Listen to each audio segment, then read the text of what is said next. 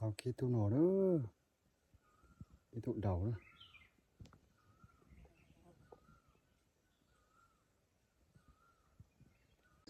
Tôi tụ là vô bốc bên nó nữa, chụp cái gì nào.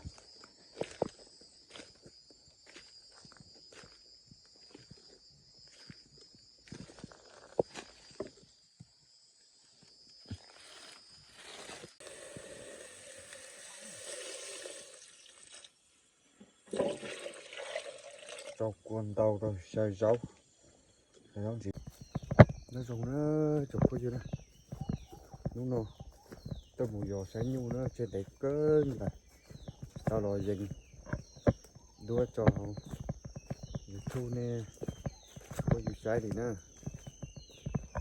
nó tôi mù giò chuẩn nhu thế tí là cò thế tôi là thế nên trồng gì trồng không trồng gì trồng một cái mù này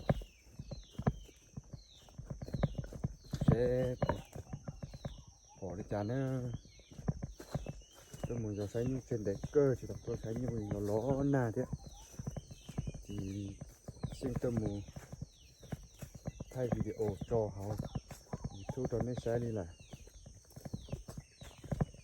nên trồng gì trồng cũ cái mùa cái bùa tao đi là coi chạm mà cái gì nó sai nữa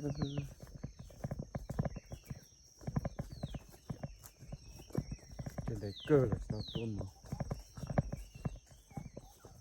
sai nhu gì nè cái chọc của em nó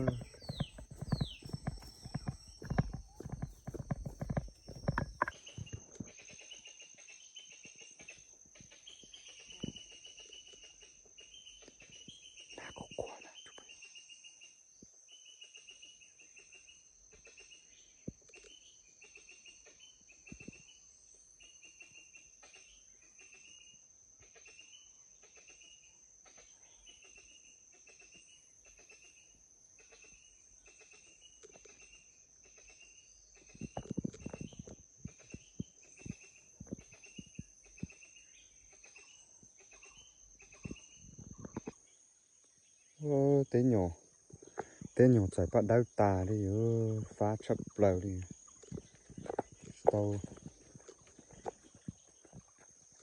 tua mù tua chua trâu đi nó phá được tia đi cho lấy thì báo chua cho bao nhiêu cho người ta chỉ lấy thì báo chua không nhỏ không cho bắt đau nó kia tua nó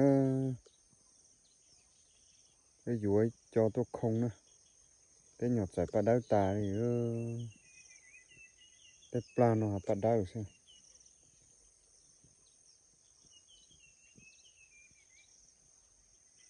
bắt đau lo thì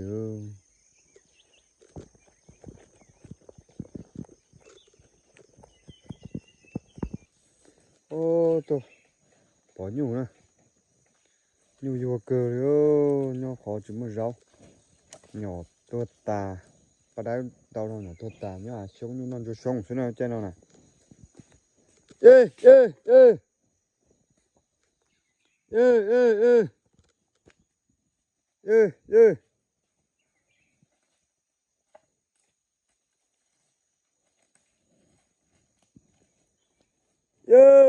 ê ê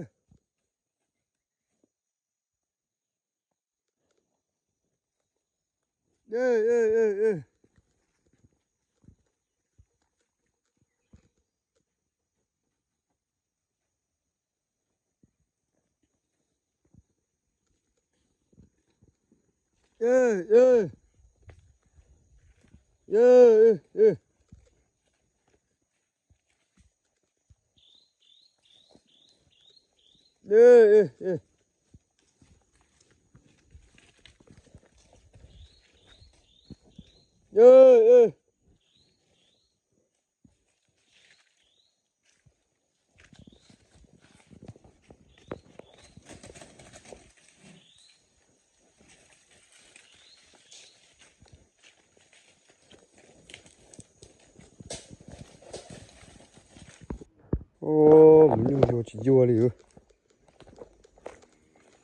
ê ê ê ê ê ê ê ê ê Yeah, yeah, yeah. Yeah, yeah, yeah. Yeah, yeah, yeah. Yeah, yeah, yeah.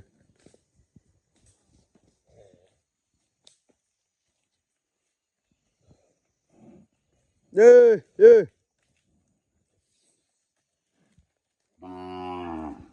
Yeah, yeah, yeah. Yeah, yeah, yeah. Ô, cái chuột nó cũng để sắp lờ rồi. Yeah, yeah. Yeah, yeah. Yeah, yeah, yeah.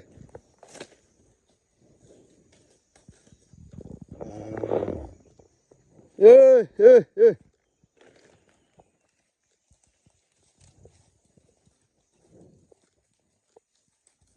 Bây giờ đó, tôi nó cho đào bóng này nó bộ đào lâu.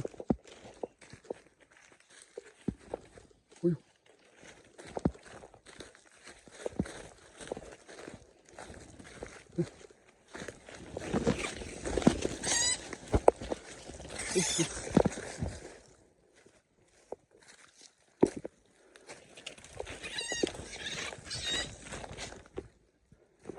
Đâu đó.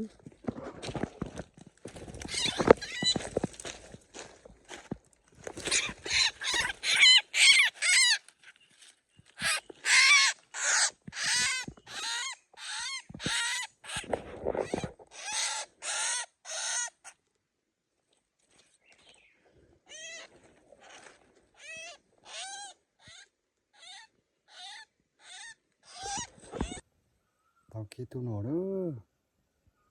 Cái tụi đầu đó.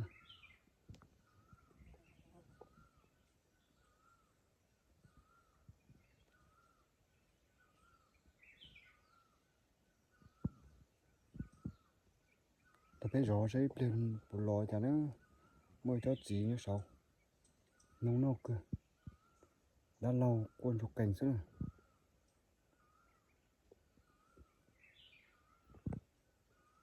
Tôi muốn giòn nhu chị. Rồi này cò chứ mà này cò chị. Lâu bỏ cho chỉ nó cơ là tuôn không. Rồi nung nó nè. Tôi tụ là vô bốc bên nó nè, chụp cái chứ nè.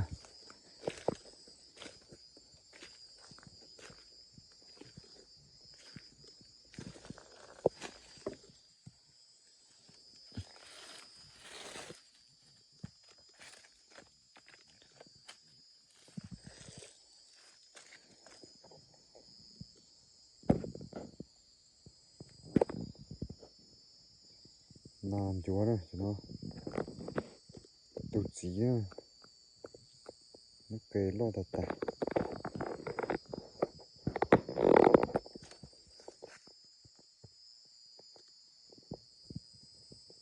Bây giờ giòn nhu lo chị, lo. Tôi thấy tôi làm chúa sẽ.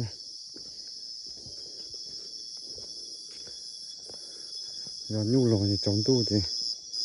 Lo tôi lấy tôi làm chúa sẽ nó trống tu, lo phải sẵn nào. Nó trống tu này.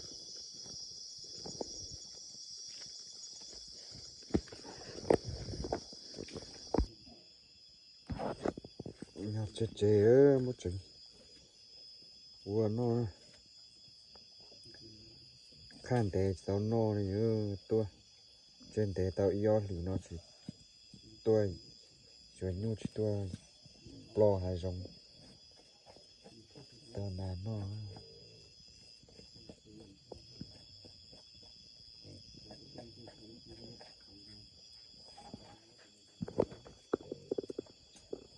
để thay vô tôi là vô ai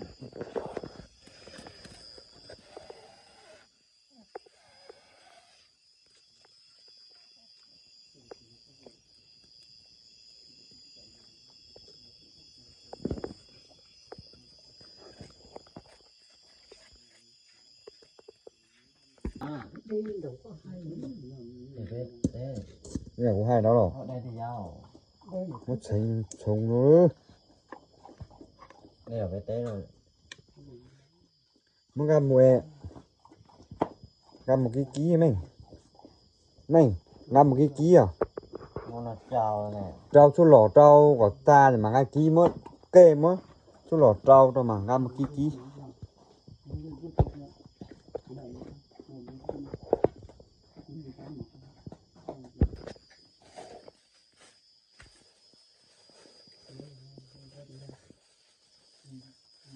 không có to đâu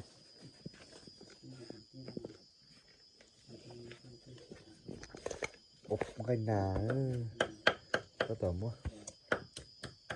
mua đây cho có tốt đâu cái bây giờ mới chọn gì tàu hứ đâu tàu hao xài đâu máu cá là tà đi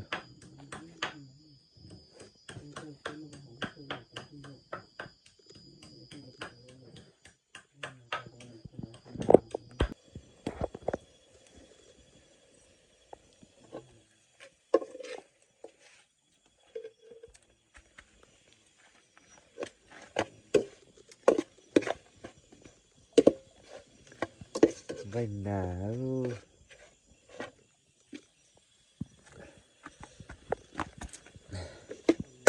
ของธรรมชาติ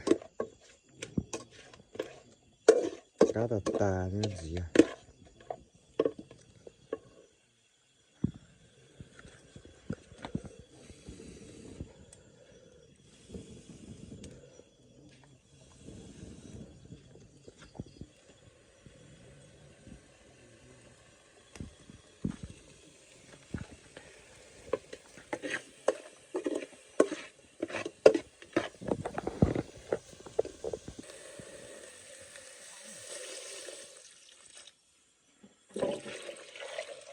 cho con tàu thôi xay rau gì hư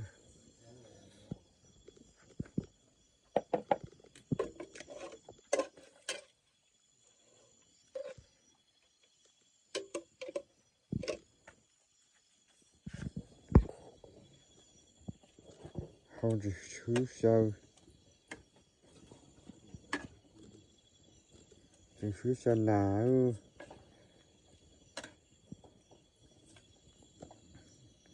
rau to xía xíu rồi chứ gì mà cá tà này lên bao xíu không chả đây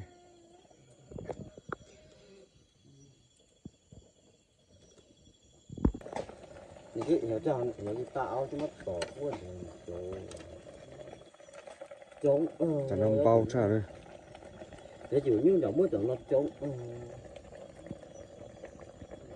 cái nà xay rau gì hư đó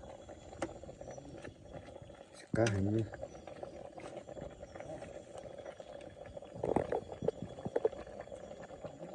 tua tài tạo bên ăn chế đó nó mỏ đây cái gì đây nó mỏ chứ bạn ống thế này ăn chế nó như lá nà vua nó nà sao rau rồi nó tay mồm lầu nó câu